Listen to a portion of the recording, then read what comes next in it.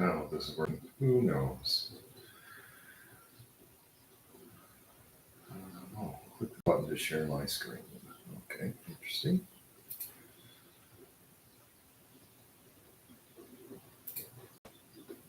Okay, I wanted to talk about the Sigil closure that just was announced and what that means to professional DMs.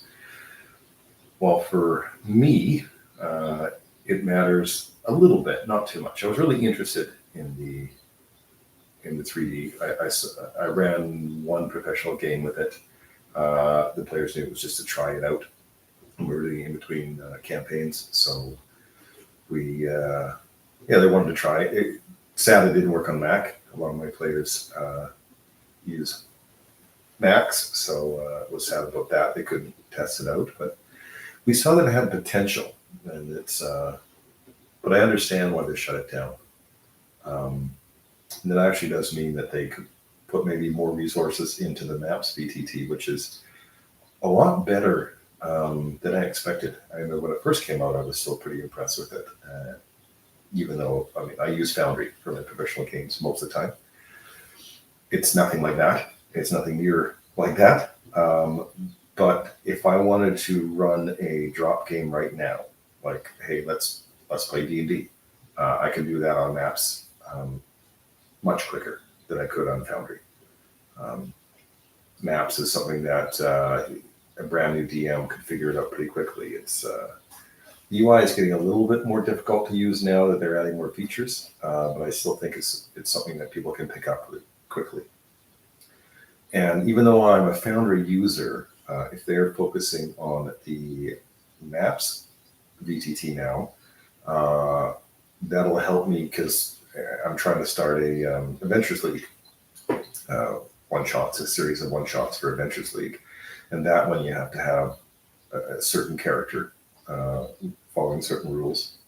And if you can use it in other games. So that one I was going to use the Maps VTT for because it's so much easier to just, hey, add your character to this campaign, then they can update it as we play, and then they can leave the campaign and still have the character. Well, in Foundry you would have to upload it or enter it all in Foundry, and then it's harder for them to take that character and move it on. And you can export the JSON file and stuff, but it's not quite the same.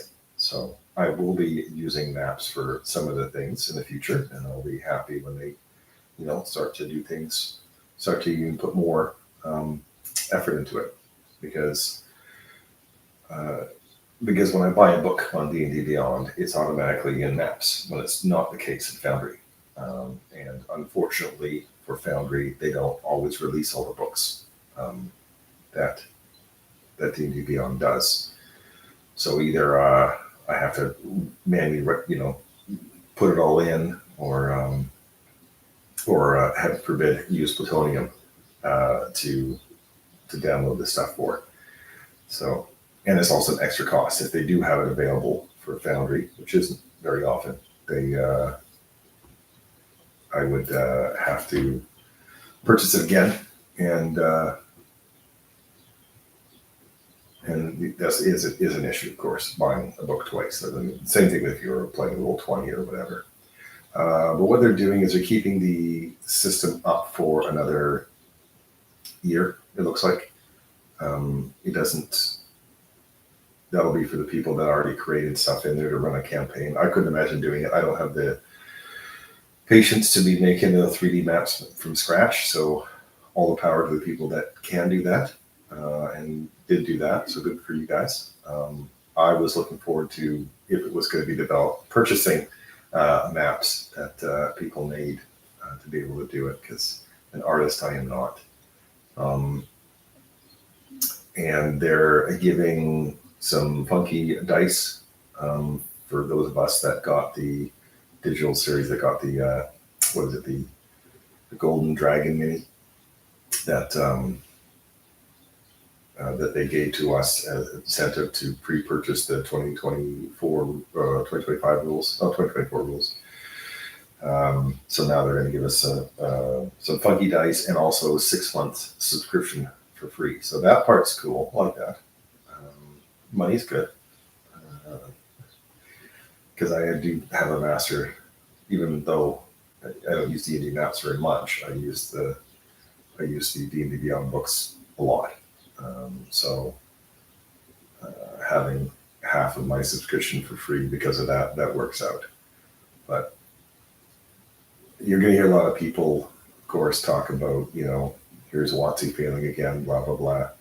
But I don't know if you guys noticed, but there's a lot of change going on in WotC, a lot of old guard leaving and a lot of new people coming in. So if they focus on maps now and because of this and it becomes a better product, all the better.